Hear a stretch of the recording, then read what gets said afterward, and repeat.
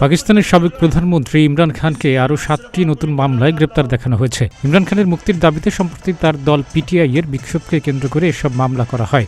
ইমরান খান 1 বছরের বেশি সময় ধরে রাওয়ালপিন্ডির আদিয়ালা কারাগারে বন্দী রয়েছেন। সোমবার 2 ডিসেম্বর তাকে সন্ত্রাস বিরোধী আদালতে হাজির করা হয়। সেখানে নতুন 7টি মামলায় তাকে গ্রেপ্তার দেখাতে পুলিশের আবেদন মঞ্জুর করেন আদালত।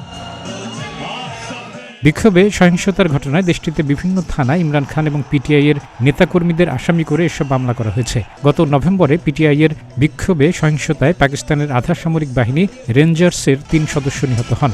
দলটির দাবি, আইনশৃঙ্খলা রক্ষাকারী বাহিনীর গুলিতে তাদের দলের অন্তত 20 জন প্রাণ হারিয়েছেন। গত 28 সেপ্টেম্বর পিটিআই এর বিক্ষোভের ঘটনায় এক মামলায় 6 দিনের রিমান্ড শেষে সোমবার ইমরান খানকে বিশেষ ওই আদালতে হাজির করা হয়। ইমরান খান কারাগারে বসেই এ বিক্ষোভের ডাক দিয়েছিলেন। বিভিন্ন অভিযোগে 1 বছরের বেশি সময় ধরে কারাগারে আছেন ইমরানের দাবি, অভিযোগগুলো রাজনৈতিক উদ্দেশ্য প্রণোদিত।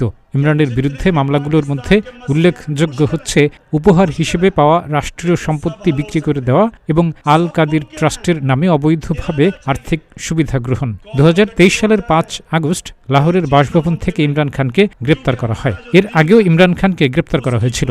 রাষ্ট্রীয় সম্পত্তি বিক্রির অভিযোগে ইমরান খানকে 3 বছরের কারাদণ্ড দেয় পাকিস্তানের আদালত। অভিযোগে বলা হয়েছে, 2018 থেকে 2022 সাল পর্যন্ত পাকিস্তানের প্রধানমন্ত্রী থাকার সময় ইমরান খান তার পদ ব্যবহার করে বিদেশ ভ্রমণের সময় 4,97,000 মার্কিন ডলারের উপহার কেনাবেচা করেছেন।